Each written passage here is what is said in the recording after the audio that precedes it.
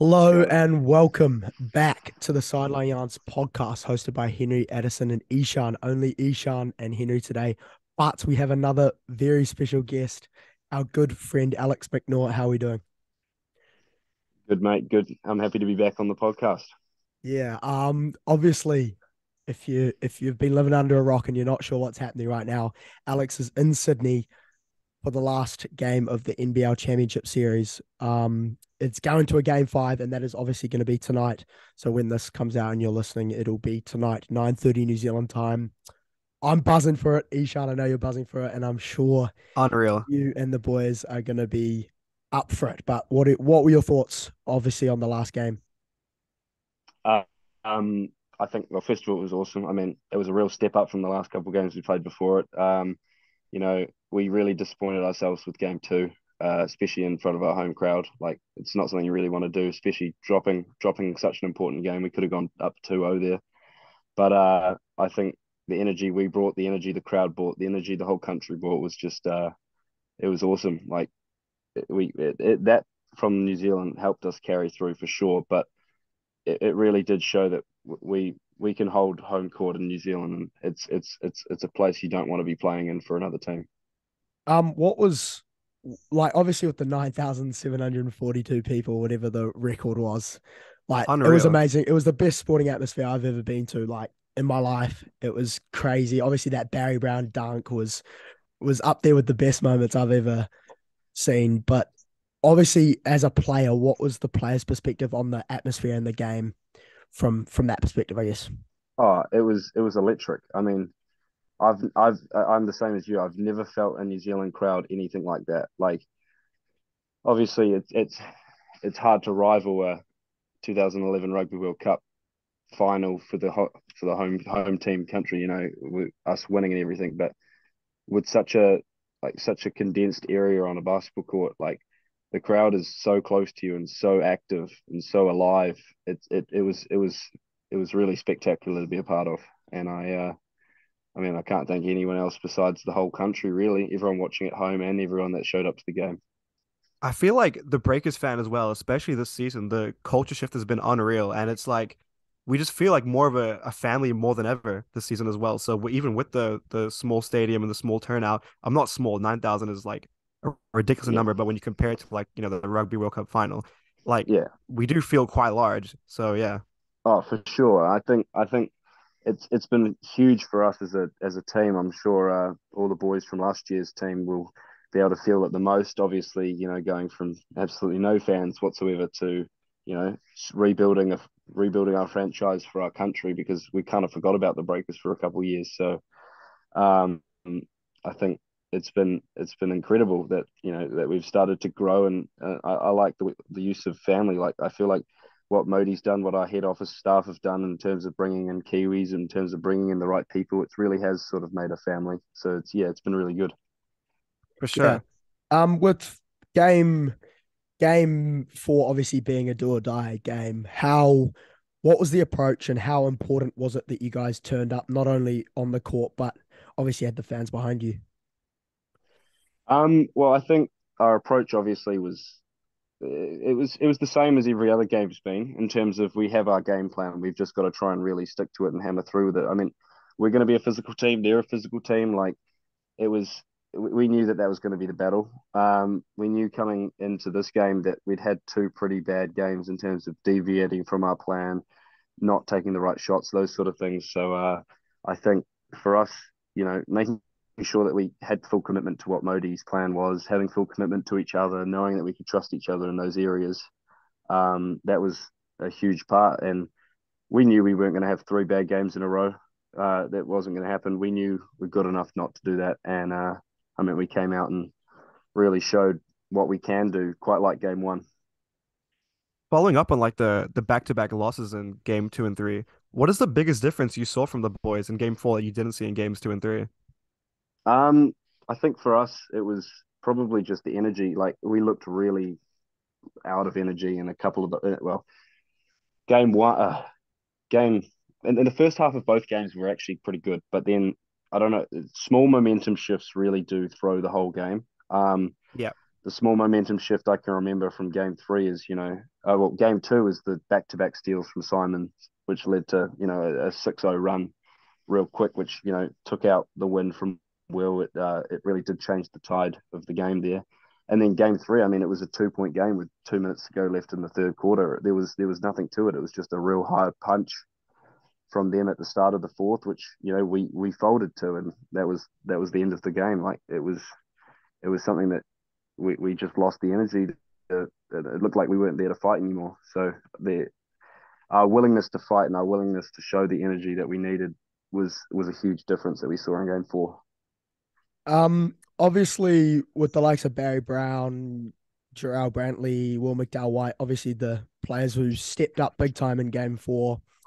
But also someone that I thought stepped up big time was the captain, Tom Abercrombie. I thought his effort on the defensive end was unmatched. And obviously with the game high 6 steals, that was pretty crazy. But what did you see from him? Obviously, because all of the cameras would have been on Jarrell Brantley, Will McDowell White, obviously because of how many points they scored. But Tommy put a shift in on defense as well. What did you see from him that you liked for the team?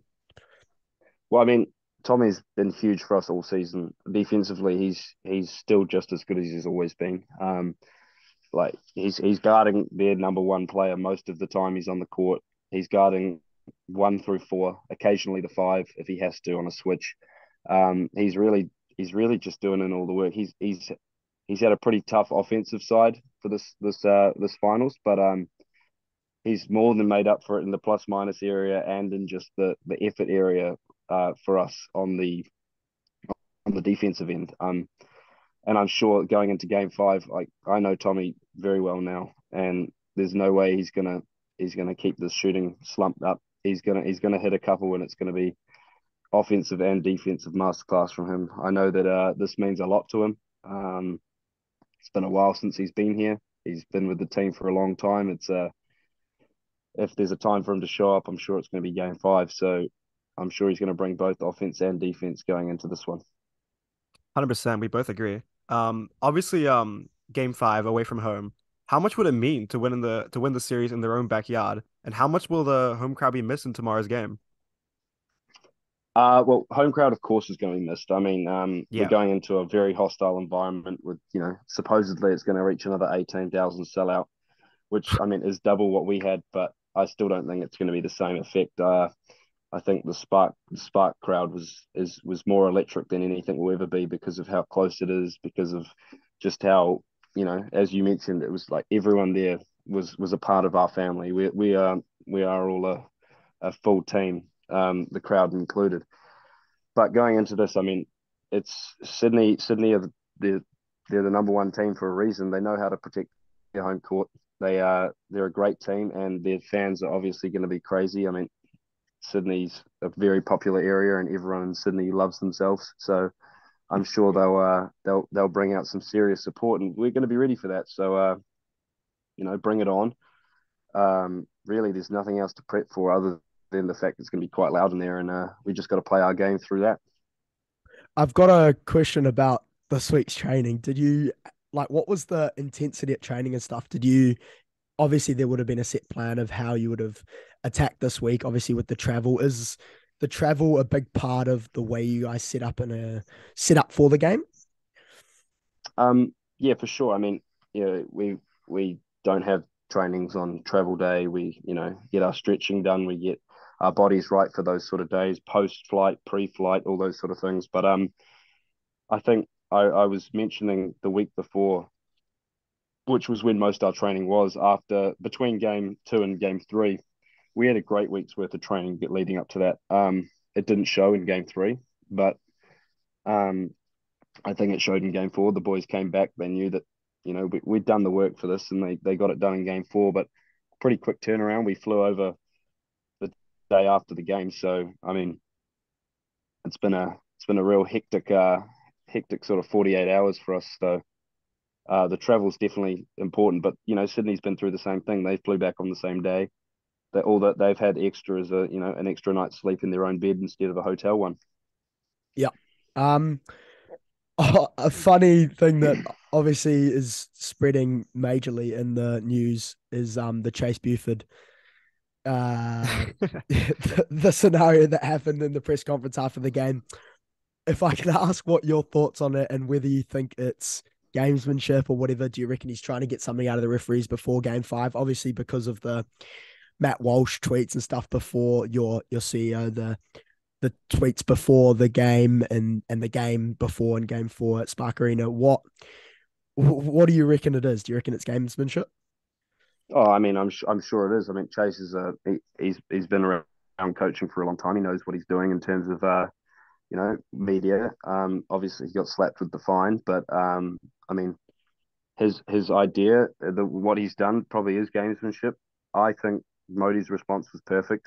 I mean, we're both physical teams. You can't really expect the refs to make any other mistakes. I mean, there's gonna be fouls that are missed when you play so physical, and I think the refs are doing the best that they can for sure in terms of you know you're not going to get every call, but as long as they can be as accurate as possible on both ends, I mean, that's all you can really ask for. And sometimes the foul count doesn't look great. I mean, the first 3 games didn't look great, but then the 4th game sort of evened out again, and it's nothing to do with the refs. It's just how we play. It's when we get to gamble. It's when they gamble. It's a physical game, and that's the finals for you. Yeah, I agree. I've got a final question that I'm thinking of asking. Who's hitting the winning shot? Who's hitting the winning shot tonight? Tonight, when the listeners are tuning in, who's going to hit that dagger after that timeout? What situation are we talking there? Oh, let's go. 5 seconds to go. Scores 90, 5 seconds to go. You got one player to pull up. 90, high scoring game, very high scoring game. And you need one player to pull up. Tie game. Yeah, tie game, bro. He's pulling up. You can ask the bro. Are we coming out of a timeout? Yeah, I think. Yeah, you're coming out of a timeout. Off and inbound. Okay. The question is 90 scoreline, game 5, obviously. We're coming out of a timeout. Who's taking the shot? Remember that old school breakers backdoor lob play that they used to run for time at McNaught? Yeah. I actually do know what you're talking about. Yeah. Can you tell us what he said? The verdict is we're gonna probably run a backdoor.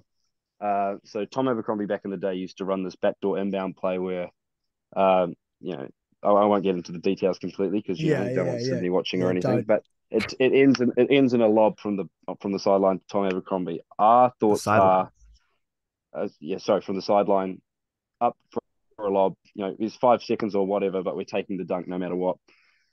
I think we're doing that, but for me. I think that's going to be the plan. I think that's where it's going. I think they're throwing it to me that they won't know what's going on. There's no way they think I'm catching the ball. I wouldn't have had any warm up for 39 minutes and 55 seconds. My legs will be fresh as anything and cold as anything, so I probably won't reach the rim. But I think that's the play. And you're going to dunk on Xavier Cooks. Nah, Cooks will be fouled out by then. Oh, okay. Yeah. I hope so. On Simon. I honestly, the actual answer just comes down to whoever's, it's whoever's shooting well at the moment. I mean, in a game, it could, like Barry Brown's 4th quarter's been pretty incredible, so it could go to Barry. JB's already hit a game winner against Sydney. Game pushing, game leading shot. Tom's obviously had a career of hitting some pretty clutch shots. I mean, Will can pretty much get off a shot from most areas. There's a lot of threats that we could go to. So I mean, really, it'll just come down to whoever's got it in the moment. And I mean, Abekwe made his own decision with that game winner. So he according to Tom, he deviated off the plan and he caught the ball and got his shot off, and rest is history. So really, it just comes down to whoever catches it. Game 5 NBL Championship. I want McNaught. Get him on the court. All right, yeah.